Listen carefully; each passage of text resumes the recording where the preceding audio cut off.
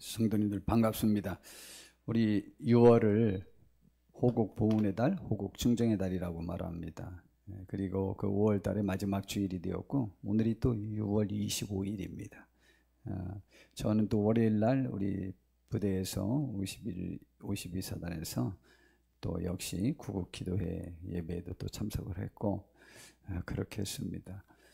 우리 호국 충정의 달에 호국 보훈의 달에 우리 마지막 충성하는 그러한 주제를 살펴보는 달에 우리가 나의 삶을 마무리할 때 나는 무슨 말을 남길 수 있을까라고 하는 그러한 생각을 가지면서 미리 작성할, 미리 써볼 나의 유언이라는 제목으로 오늘 말씀을 전하려고 합니다.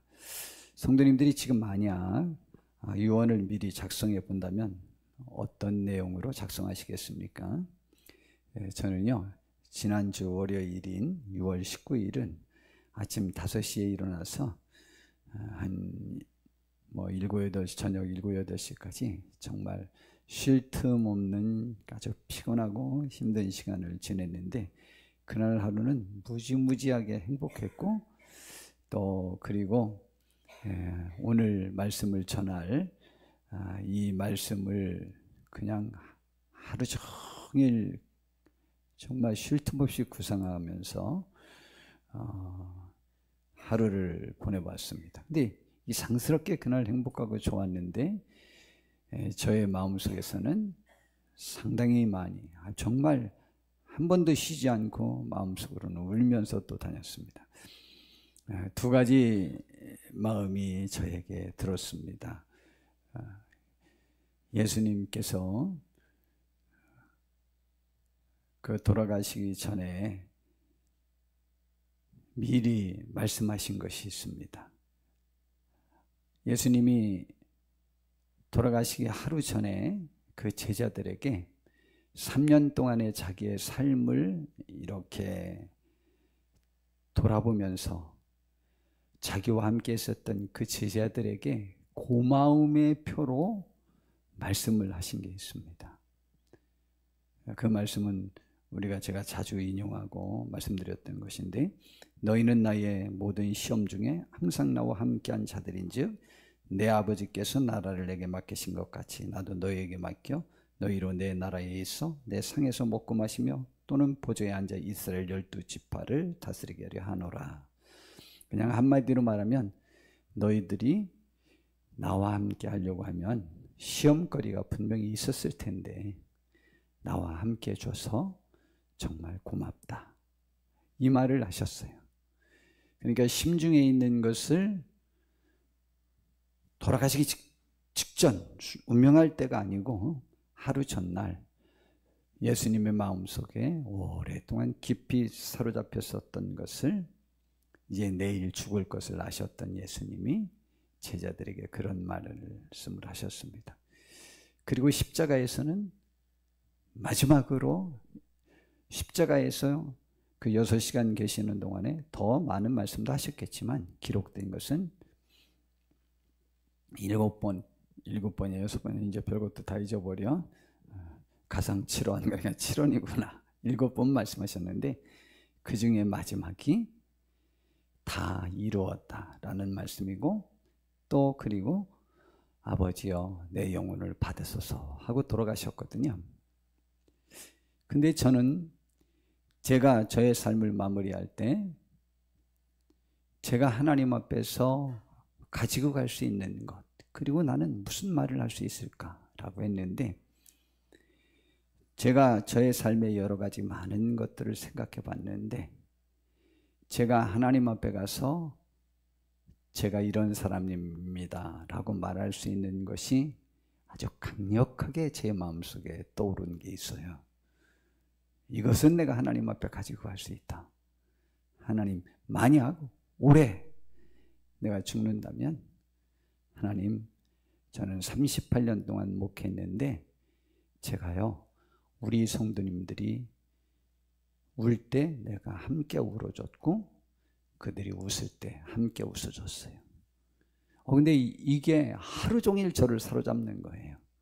그러면서 예수님이 제자들에게 했던 그 고마운 그 표현이 제 마음속에 그렇게 닿는 거예요. 그리고 그 외의 것은 정말 제가 무엇을 했든 별반 하나님 앞에 조금 더 이렇게 유효하게 쓰일 만한 것들이 없는 게 아닌가라는 생각이 들어봤습니다. 우리는 이 시간 죽기 전에 미리 나의 심중을 남긴다면 예수님처럼 하루 전날 정리된 일생에 살면서 정리되어 있던 내용을 남긴다면 무엇을 남기겠습니까? 그리고 우리가 숨이 끊어지기 전 마지막 순간에는 무슨 말을 할 것 같습니까? 그리고 나의 묘비에는 어떤 글을 나는 남기고 싶으십니까? 우리 한번 이 세 가지를 생각하면서 오늘 말씀을 생각해 보려고 합니다. 제가 이제 서두에 미리 예수님에 관한 것을 말씀을 드렸는데 예수님의 유언입니다. 유언이 두 개가 있다고 그랬죠. 우선 예수님이 십자가에서 달리실 때 하셨던 마지막 7말씀 중 두 말씀이 있습니다. 그것이 뭐냐면 다 이루었다 하고 여기에 그 영혼이 떠났다라고 했는데 여튼 두 말씀이 마지막 말씀이라고 나와 있습니다. 그리고 누가복음 23장 46절에는 큰 소리로 불러 이르시되 아버지여 내 영혼을 아버지의 손에 부탁하나이다 하고 이 말씀을 하시고 숨 쉬셨어요. 그러니까 돌아가시는 그 순간 본인의 영혼을 맡길 하나님이 있다는 거죠. 이게 굉장히 행복입니다. 돌아가시기 전에는 대부분 많은 사람들이 죽음의 공포를 보고 죽음의 환영을 보면서 또한 사실은 마귀를 보기도 하고 우리 다른 말로는 저승사자를 보기도 하고 또 어떤 사람은 천사를 보기도 하고 주님을 보기도 하고 천국을 보기도 합니다. 마지막 때는 그리고 아무것도 못 보기도 하고 봐야 좋은 것도 아니고 안 봐야 좋은 것도 아니고 하여튼 그렇게 합니다. 그리고 죽는 장면을 가지고 그가 천국을 갔다 지옥을 갔다라고 말할 수는 없습니다. 그런데 이제 저에게 굉장히 중요했던 것, 제가 말씀드린 대로 하루 전날 주님께서 3년간의 공생의 기간 동안에 주님이 직접 선택한 제자들이긴 하지만 그들과 함께하면서 어려웠던 적도 있고 즐거웠던 적도 있고 그러니까 예수님의 모든 시험 중에 함께해 주셔서 고맙다고 그렇게 말씀하잖아요. 그것은 미리 정리된 유언이었어요. 그건 하루 전날. 우리는 마지막 유언을 예수님처럼 정리된 마음으로 감사할 수 있는 대상들이 누가 있는가라고 돌아볼 것도 중요할 것 같고 그 사람들에게 우리는 지금도 감사하는 마음으로 함께한다면 더욱더 좋을 것 같습니다. 그래서 지난 한 주간은 그러한 마음으로 한 주간을 제가 사로잡혔고 특별히 월요일 날은 마음속으로 하루 종일 울었어요. 저 때문에 상처받은 성도님들이 있을 텐데 그리고 내가 하나님 앞에 가서 내놓을 수 있는 건 우리 성도님들과 울고 울어준 것이 생각이 났고 그것이 감사했고 여하튼 제가 하루 종일 마음속으로 울었습니다. 우리 인생을 이제 마무리하는데 어떻게 마무리해야 되겠는가? 지난 과거와 미래의 삶을 생각해 보면서 오늘도 말씀을 생각해 봅시다. 성철 스님의 유언이 있습니다. 이 성철 스님은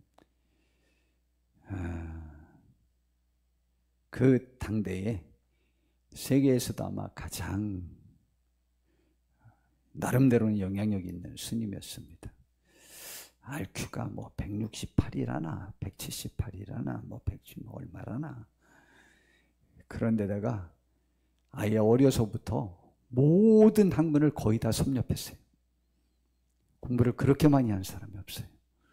근데 나중에 그분이 이제 스님이 되셔서 영향력이 있을 때 하지 말아야 될 건 10가지를 가르쳐 줬거든요. 첫 번째, 책을 읽지 마라. 책을 많이 읽어봤더니 쓸모가 없는 것을 알았지, 책을 많이 안 읽어보면 책이 쓸모없는 걸 잘 몰라요.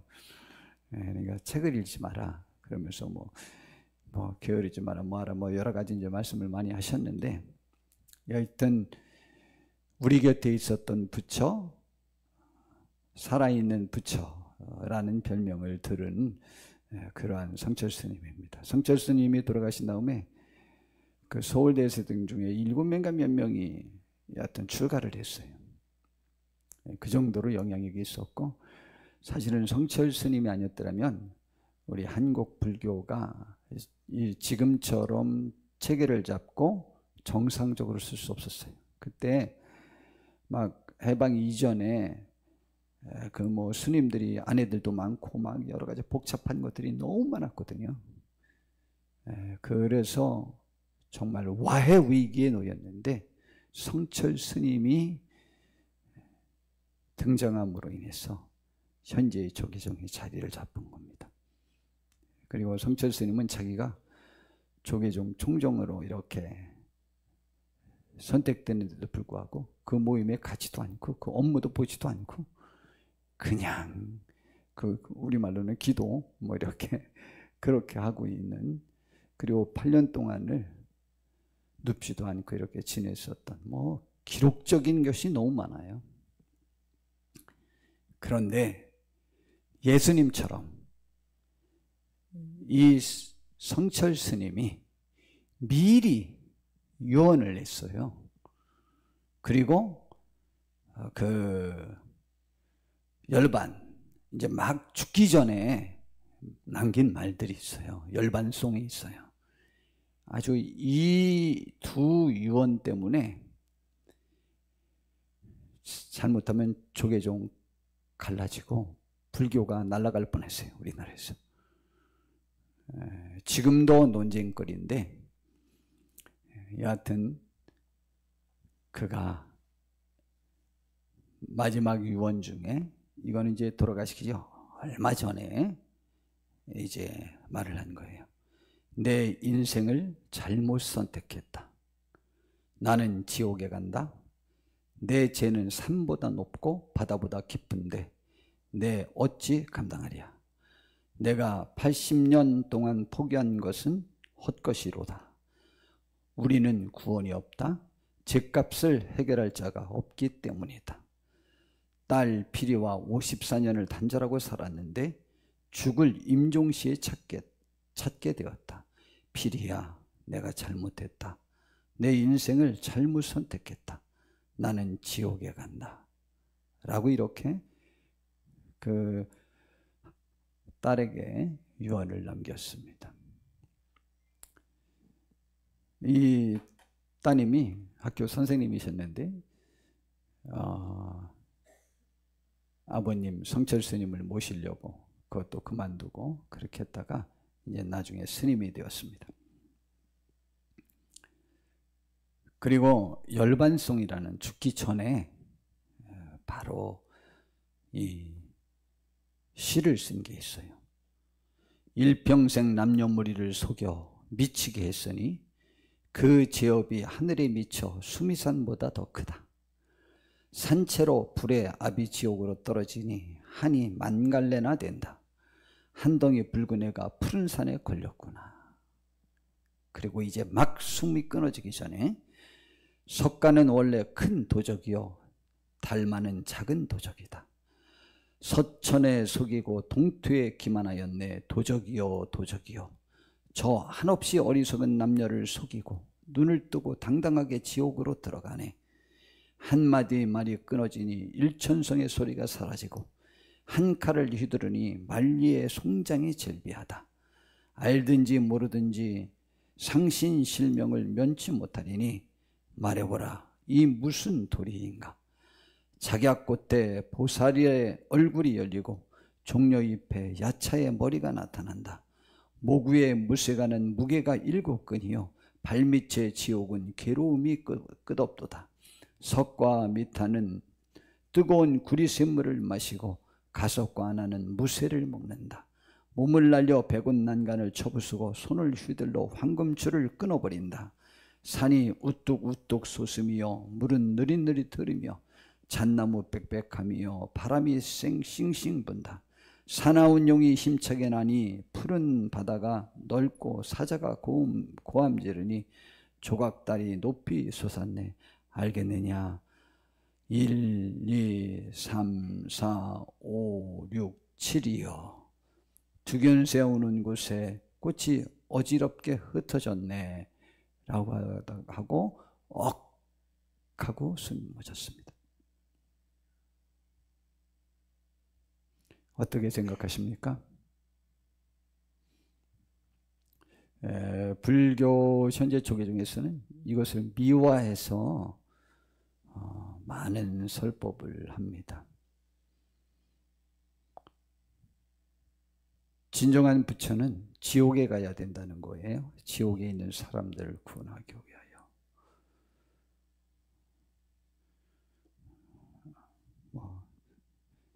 여하튼 그렇게 유언했다고요. 성철 스님이 우리에게는 구원이 없다. 딸에게 말하잖아요. 죗값을 해결할 자가 없기 때문이다. 이렇게 미리 작성한 유언에는 그렇게 하셨습니다. 우리 지존파 아십니까? 우리 지존파 우리 들어보셨죠? 그 김기환이라는 사람이 있었습니다. 그 사람이 25살인데 지존파의 두목이요. 그래서 전라남도 영광에 있는 그 자기 후배들과 또 교도소 동기들을 이렇게 모아서 지존파를 만들었어요. 거기 그런데 이 지존파보다 더 유명한 사람이 김현양이라는 사람입니다. 그 사람이 제가 그 사람의 삶을 이렇게 인터넷으로 살펴보면서 울었는데 너무 마음이 아파요. 그가 23살에 죽었거든요. 그들이 지존파를 조직하고 그리고 사람 죽이는 연습을 하고 사람 가둬두고 죽이고 소각시키고 저기 할 집을 김교환의 집 지하에다 이렇게 만들어놨던 거 아주 굉장히 유명하잖아요. 그래서 5명인가 6명을 죽였습니다. 그리고 김현양은 나는 인육을 먹었다 라고 해서 또 아주 유명하잖아요. 그래서 그들 전부 다 사형을 당했습니다.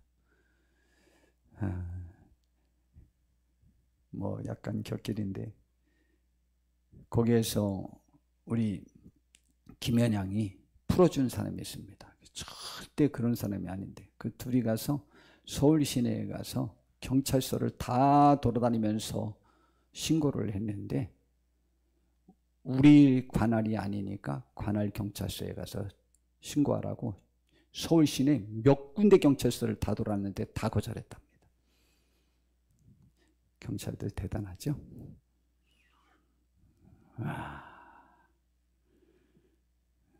그래서 김영삼 대통령이 그것 보고 그 뉴스 보고 여하튼 김현양이나 그런 사람들 사형당하는 거 보고 당장 사형제도 폐지, 더 큰 죄인은 안 죽이면서 그런 사람들은 즉시 사형시켜서 없애냐 뭐 이제 이런 그렇게 했는데 그래서 사형제도가 그때부터 우리나라에서 이제 사형이 집행이 안 되고 있습니다. 그의 마지막 유언 우리 한번 보죠. 지금 이 마지막 유언은 그 사형당하기 직전 5분 동안 5분 남았으니까 할 얘기 있으면 하라라고 했더니 한 것입니다. 한번 들어보죠. 23살입니다. 피해자의 가족에게 용서를 빕니다. 나는 큰 죄를 짓고 죄인의 몸으로 이곳에 왔지만 내가 모든 것을 잃었다 할지라도 예수님을 믿고 구원을 얻게 되어 기쁩니다. 여러분도 예수님을 믿고 모두 천국에서 만나기를 원합니다. 그동안 감사했습니다. 하나님 감사합니다.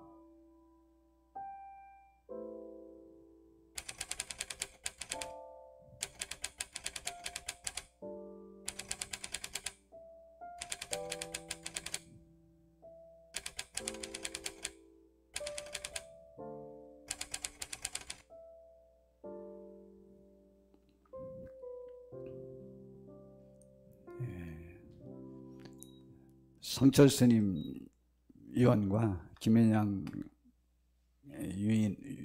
유언을 같이 한번 들어봤습니다. 성철 스님 때문에 제가 많은 것들을 생각을 했는데요. 그 다음에 오늘 본문에 나와 있는 바울 사도의 유언, 이 유언도 바울 사도가 죽기 전 이렇게 김현양이나 또 성철 스님이나 예수님의 십자가상 같은 마지막이 아니고 예수님이 그 전날에 말씀하신 유언, 그것과 비슷한 유언이죠. 누구에게 말했냐면 디모데 후서 4장 1절부터 8절, 디모데 후서가 바울 사도가 제일 아끼는 제자가 있습니다. 그게 디모데 목사님입니다. 그리고 지금 전 세계에서 나름대로 제일 영향력이 있는 에베소 교회의 감독으로 있는 바울 사도가 세운 교회의 감독으로 임명한 것이죠. 그런데 이 디모데 목사님이 에게 편지를 쓴 거죠. 목회는 이렇게 하라. 그런데 그 중에 이제 디모데후서 4장에서 자기 삶을 돌아보면서 말을 하는 거예요. 하나님 앞과 살아있는 자와 죽은 자를 심판하실 그리스도 예수 앞에서 그가 나타나실 것과 그의 나라를 두고 내가 엄히 너에게 명하는데 너는 말씀을 전파하라. 바울 사도가 이제 자기가 죽을 날이 이제 가까웠다라는 것을 안 거예요. 그래가지고 지금 마지막 유언처럼 그 사랑하는 그 제자 목사님에게 부탁을 하는 거예요. 너는 말씀을 전파하라. 우리들에게도 주님이 말씀하신다면 말씀을 전파하라고 하실 것 같아요. 때를 얻든지 못 얻든지 항상 힘쓰라. 기회가 좋든지 안 좋든지 항상 힘써라. 이 기회는 전도가 잘 될 것 같은 상황도 있고 어느 때는 뭐 그 상황이 문제겠습니까? 나의 마음 상태가 문제지. 그런데 그런 것에 치우치지 말고 때를 얻든지 못 얻든지 항상 힘쓰라. 범사의 오래 참음과 가르침으로 경책하며 경계하며 권하라. 교인들에게 그렇게 오래 참고, 교인들한테는 오래 참아야 된다. 그리고 가르침으로 야단치고 경계하고 조심할 걸 조심시키고. 왜냐하면 때가 이를 것인데 말세라는 거죠. 그때 사람이 바른 교훈을 받지 아니하며 귀가 가려워서 자기의 사욕을 따를 스승을 많이 두고, 이제 말세의 특질은 점점 자기를 사욕을 만족시켜줄 자신의 생각, 의견, 주관, 뜻, 삶의 방향, 현재 사는 모습, 그것을 박수쳐줄, 비율을 맞춰줄 그러한 스승을 찾아다닌다. 나의 길을 깨우치고 내가 구원의 길로 가는 길을 가르쳐줄 스승을 찾는 것이 아니고 점점 이제 사람들이 자기가 무엇을 하든 격려해 줄 사람, 그 사람을 찾는다. 그래서 요즘 한국의 목회자들이, 한국 강단의 문제점은 하나님의 말씀을 안전하고 성도님들을 격려하고 무조건 받아주는, 잘했다라고 하는 설교를 하기 때문에 설교가 아니다라고 하는 말이 지금 한국 강단에서는 제일 많이 나오는 말입니다. 목사님들 입으로는. 지금 한국교회 문제점 중에 그것이다. 하나님의 뜻을 구하러 교회 오지 않고 그 비율을 맞춰준다 라고 말합니다. 근데 지금 바울 사도는 마지막 유언으로 그렇게 해서는 안 된다 라고 하는 거죠. 그래서 결국 그러한 스승을 수없이 많이 갖고 있어요. 무당 찾는 것과 같죠. 무당은 신이 우리들에게 요구하는 뜻이 없어요. 좌우지간 내 뜻으로 신을 조종할 수 있어요. 500만 원만 주면 구태주면서 합니다. 더 센 건 또 한 1000만 원, 더 센 건 더 줘야 되겠죠. 또 그 귀를 진리에서 돌이켜 허탄한 이야기를 따르리라. 예, 자기 의지로 스승을 선택하는 거죠. 자기를 인정하고 충족시켜줄. 바로 이제 그 얘기를 하는 거죠. 그러면서 허탄한 이야기를 따르리라. 그러나 너는 모든 일에 신중하여 고난을 받으며, 주의 말씀대로 살려면 고난도 받는 모양이죠. 전도자의 일을 하며 내 직무를 다하라. 우리도 이렇게 다하는 분들 되었으면 좋겠습니다. 이거 아멘 하고 합시다. 한번 아멘. 예.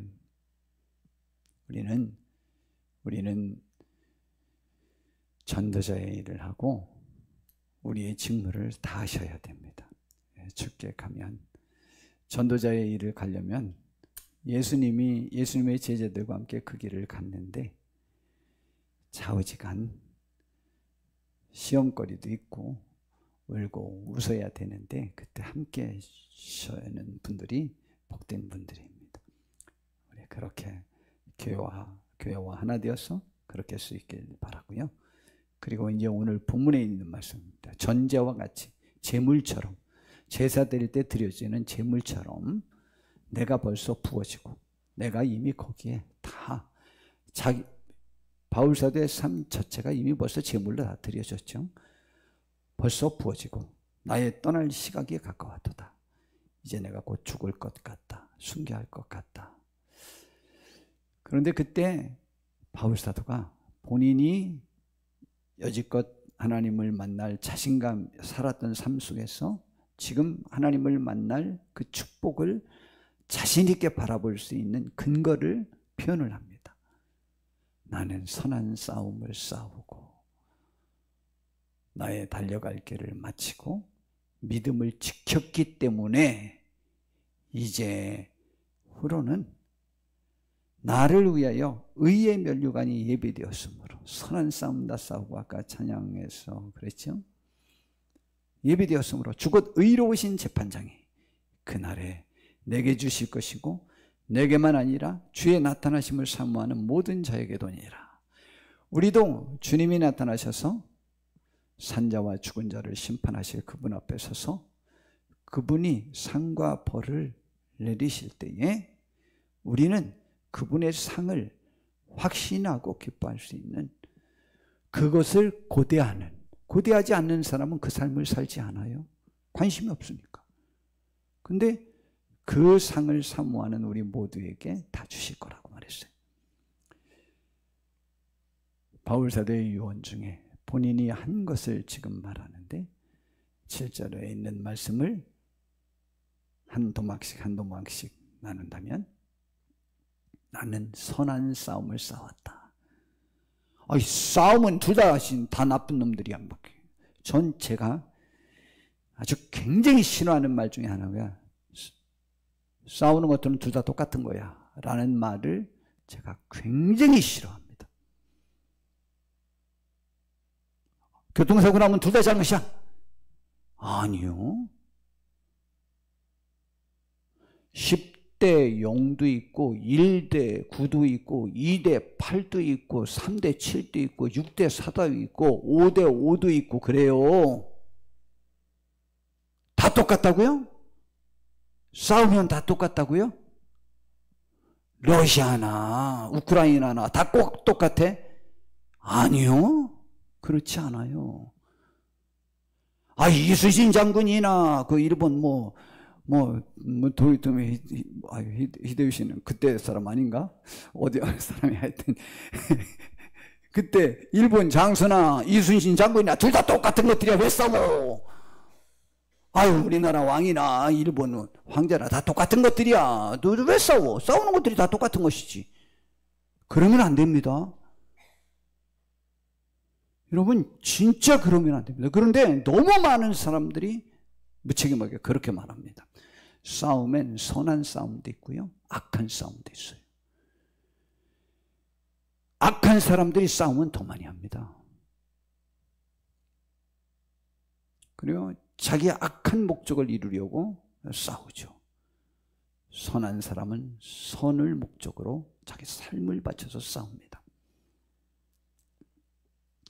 로마서 16장 17절부터 보니까 싸움의 종류를 이제 말하는데, 형제들아 내가 너희를 권하노니 너희가 배운 교훈을 거슬러 분쟁을 일으키거나 거치게 하는 자들을 살피고, 교회에서 분쟁을 일으키고 교회를 넘어지게 하는 사람들을 살피고 그들에게서 떠나라.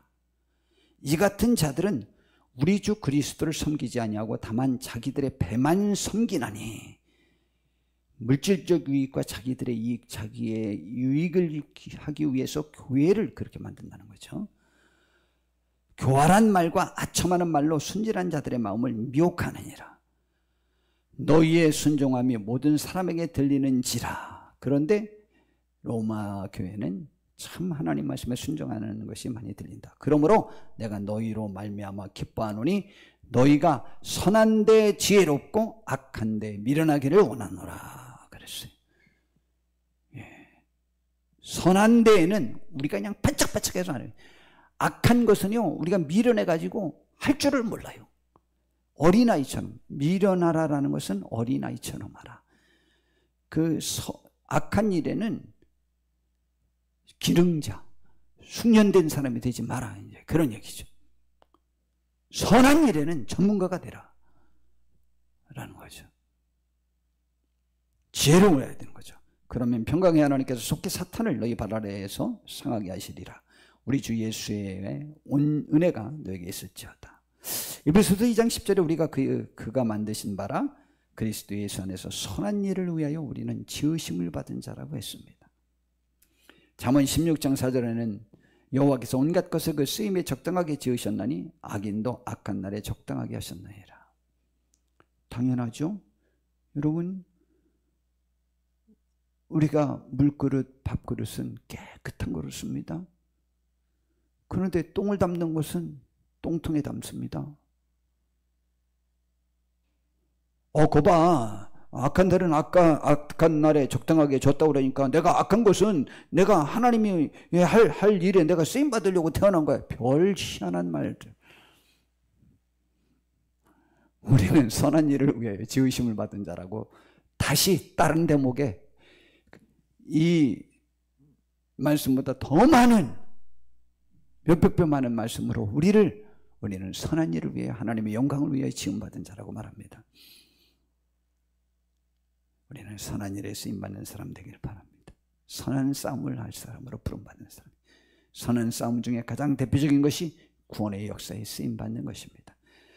그리고 바울 사도가 마땅히 달려가야 할 사명, 곧 복음을 전하는 일에 자신의 생명을 바쳐서라도 그 선한 싸움을 싸웠어요, 바울 사도는. 그래서 사도행전 20장 22절에서 24절에 보니까 에베소 교회 장로님들을 불러놓고 이렇게 말을 하죠. 보라, 이제 나는 성령에 매여. 저는 이게 성경 말씀 중에 굉장히 부러운 말씀 중에 하나예요. 내가 성령에 매인 사람이 되면 참 좋겠다. 그 길이 고난의 길이든 무슨 길이든 성령에 매여서 그 일을 당한 것이라면 이것처럼 복 있는 게 어디 있겠습니까? 예루살렘으로 가는데 거기서 무슨 일을 당하는지 알지 못하노라. 오직 성령이 각성해서 내게 증언하여 결박과 환난이 나를 기다린다 하시나 내가 달려갈 길과 주 예수께 받은 사명 곧 하나님의 은혜의 복음을 증언하는 일을 마치려 하면은 나의 생명조차 조금도 귀한 것으로 여기지 아니하노라. 그리고는 약 67년 전후에 네로 황제 때에 로마에서 순교를 했습니다. 그리고 그는 믿음을 지켰다고 말합니다. 그는 달려갈 길을 다 마쳤다고 했는데 그렇게 마쳤는데 저는 이 마지막 그 표현이 참 신기했어요. 거기에 꼭 믿음까지 표현할 필요가 있나? 우리는 믿음 다 있는데. 그런데 믿음이라고 했습니다. 믿음이 무엇일까라고 하는 거죠. 디모데전서 6장 9절서 12절에 보니까 부하려 하는 자들은 시험과 올무와 여러 가지 어리석고 해로운 욕심에 떨어지나니 곧 사람으로 파멸과 멸망에 빠지게 하는 것이라. 돈을 사랑함이 일만하게 뿌리가 되나니 이것을 탐내는 자들은 미혹을 받아 믿음에서 떠나 많은 근심으로써 자기를 찔렀도다. 믿음을 지켰다고 하는 것은 세상의 가치를 더 믿는 거죠. 그래서 하나님이 우리에게 주시는 그 가치에 대한 믿음이 흔들린 거죠. 근데 바울 사도는 평생에 그게 흔들리지 않았고 그 믿음을 지킨 거죠. 그래서 주께서 훗날에 나에게 주실 그 축복, 그 소망에 대한 믿음이 너무 강력하게 바울 사도를 붙잡아서 그 믿음에서 흔들리지 않았던 거예요. 그러니까 다 같은 표현이긴 하지만 선한 싸움, 나의 사명을 감당했다고 하는 것, 그리고 믿음을 지켰다는 말이 같은 표현이긴 하지만 저는 믿음을 바울 사도처럼 그런 분에게 적용하는 것이 처음에는 상당히 이 말씀 중에 그 세 번째가 저에게는 많은 관심거리였습니다.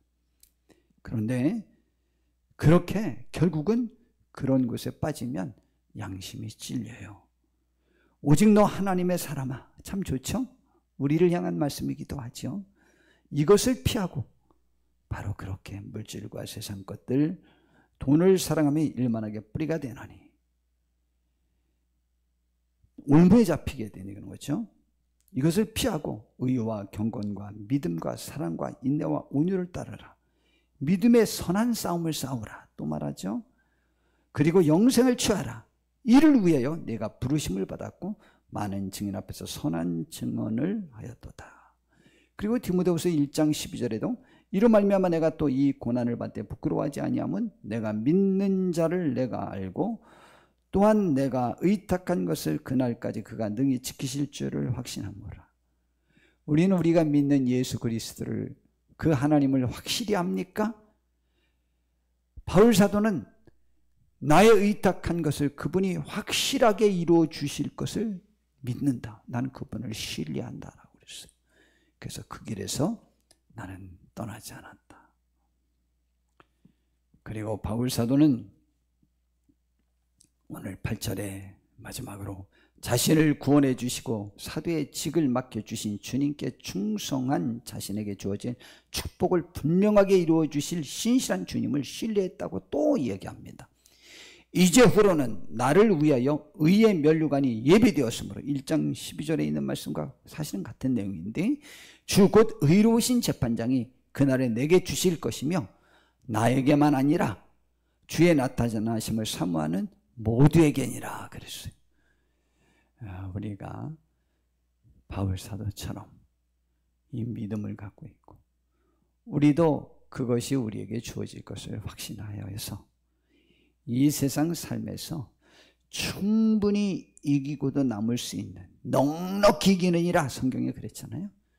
믿음으로 말미암아 이 세상의 모든 것들을 넉넉히 이길 수 있어요. 이 세상의 모든 볼 수 있는 것은 믿음 이외에 다른 것은 없습니다.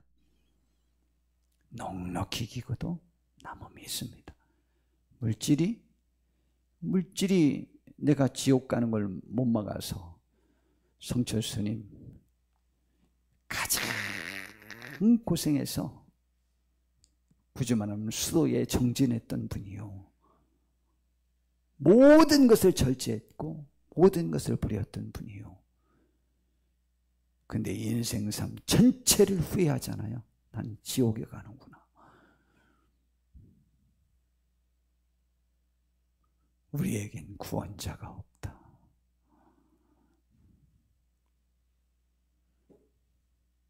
여튼 안타깝지 않습니까? 우리는 믿음은 세상을 이길 수 있습니다. 그 믿음은 그분에 대한 신뢰성이요. 그분은 산자와 죽은 자를 심판하실 분이요. 그리고 그를 사모하는 자에게 의의 면류관을 주실 분이요. 그분이 맡겨주신 그 선한 싸움을 싸우고 달려갈 길을 마친 사람들에게 그 일을 주겠다고 했어요. 우리도 바울 사도처럼 그가 죽기 직전에 무슨 말을 했는지에 관해서는 기록이 없지만 그가 죽기 전에 그가 미리 유언을 작성했어요. 나는 이렇다. 오늘 이 시간 우리는 우리 미리 작성할 이 유언에는 어떤 유언을 작성하고 죽기 전에는 나는 무슨 말을 남길까?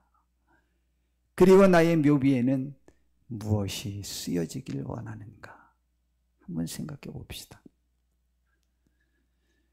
우리들에게 주의 은혜가 함께 해주셔서 주님 만날 때까지 주님이 도와주시는 그 힘으로 이겨 승리하여 우리의 선한 싸움을 다 마치고 달려갈 길을도 힘써가서 잘 마치고 우리의 믿음도 굳건히 지켜서 바울 사도처럼 나는 그분을 만날 소망으로 가득 차 있다.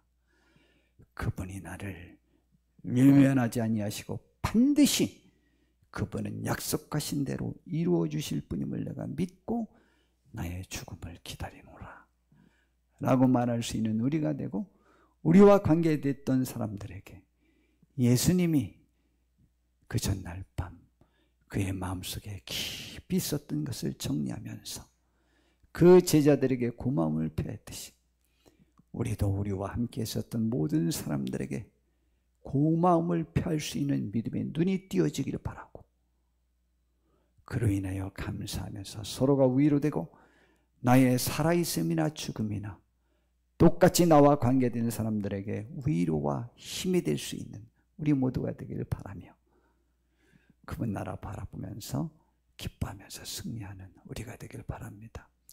여지껏 잘 달려오셨는데 이제 조금 더 힘내서 완주하는 우리 모두가 되기를 바라고 하나님 앞에 영광 돌리는 일에 우리가 항상 함께 하기를 진심으로 바랍니다. 기도하겠습니다. 주님, 우리를 인도해 주셔서 복되게 하옵시고 하나님 앞에 영광 돌리는 데에 우리의 삶이 꼭 드려지게 하옵소서. 참 고마운 우리 성도님들 위로해 주시고 주님이 품에 안고 또 함께 걸어가 주시옵소서. 예수님의 이름으로 기도드렸습니다. 아멘.